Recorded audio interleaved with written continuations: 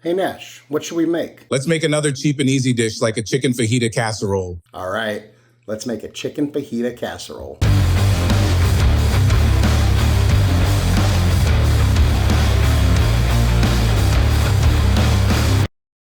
We're coming at you with another cheap and easy dump and bake meal. Today we're making a chicken fajita casserole. So it's gonna be super easy, very affordable, budget friendly, come together quick, something you could feed you and your family. And it's also gonna be delicious and pretty healthy. So hey, without further ado, let's go. Preheat your oven to 350 and we start with some chicken breasts. If you wanted to use chicken thighs, go for it. Probably even better. Let's just trim these a little bit. You know me, I mean, fat equals flavor, so I don't trim too much. So then we're gonna cut these into thin slices against the grain.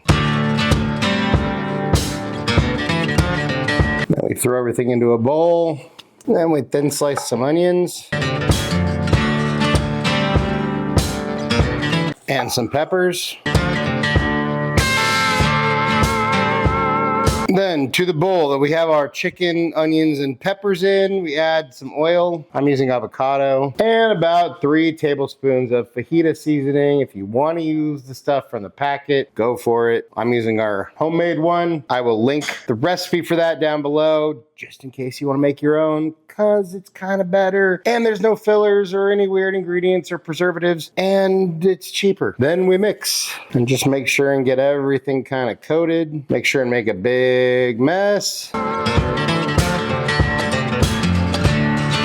And set this aside. And then to a greased casserole dish, we add 1 1/4 cups of dried uncooked rice, 4 cloves of minced or pressed garlic, and a heavy pinch of kosher salt. And then over the top of that, we add 1 1/2 cups of piping hot chicken broth and 1 cup of vegetable juice, like V8 or some regional facsimile thereof, you know. Then we stir this up, combine everything. Then we go ahead and put our chicken pepper onion mixture over the top. No peppers or onions left behind. If the chicken is stuck together, just kind of separate it. Just kind of separate everything. Get everything just sort of put in its place, you know, like you do. Then we want to cover this tightly with foil, or if you're using one of these convenient sort of disposable casserole aluminum tin things, it comes with a lid. So hey, look at that. And we throw this into our 350 oven for 25 minutes. All right, so after 25 minutes, take off your foil. This is what we got. If there's anything kind of on the edges, just sort of push it down. Then we throw this back in the oven for another 20 minutes. All right, here's our guy right out of the oven. At this point, we want to sprinkle 2 cups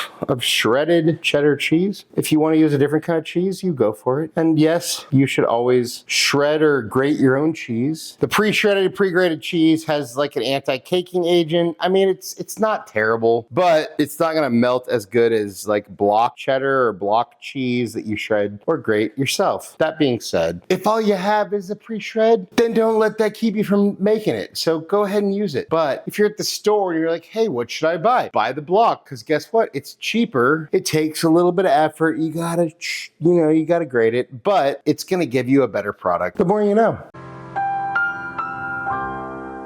Now we put this back in the oven for another 5-ish, maybe 10 minutes until the cheese is all melty. So here's our guy out of the oven for the final bake. We got a few more things we're gonna do to this as far as garnish, but we're basically done. But now this thing is lava hot, so let's let it cool. All right, after a little bit of cooling, we're just gonna go ahead and take a little bit here. Look at that cheese pull. Whoop. That's a little bit too much of a cheese pull. And then we're gonna top this with some avocado slices. Hold on, let me give you a better view of why this is so good. Boom. Well, yeah, there we go. Then a little bit of fresh chopped cilantro, you know, greens. And there we have our fajita casserole. Easy, cheap, boom, done. Dinner for the family, done. Dinner for you, done. Meal prep, done. Fajita casserole.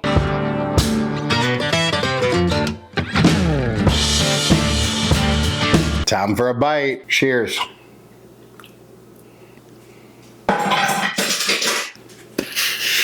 I was a little skeptical, but for a dump and bake recipe with fajita type, it's really good. I mean, the chicken is tender. It's cooked perfectly. The seasoning is amazing. The onions, the peppers, all freaking amazing. And then you got the cheese, and then you got the cilantro and the avocado. It's just really freaking good. I got to be honest. You want to cook something kind of different for your family? You know, you got some kids. I know kids can be picky, whatever, but this would probably be a crowd pleaser. Dude, 10 out of 10, highly recommend. This is delicious. Go make it. But hey, let's see what Nash thinks. Hey, bud, how you doing? Pretty good. Worked up quite the appetite from my intermittent napping. Well, hey, check it out, dude. We got this fajita casserole that you requested. Obviously, we got to give you the dog-friendly version because the original version had onions. But hey, here you go.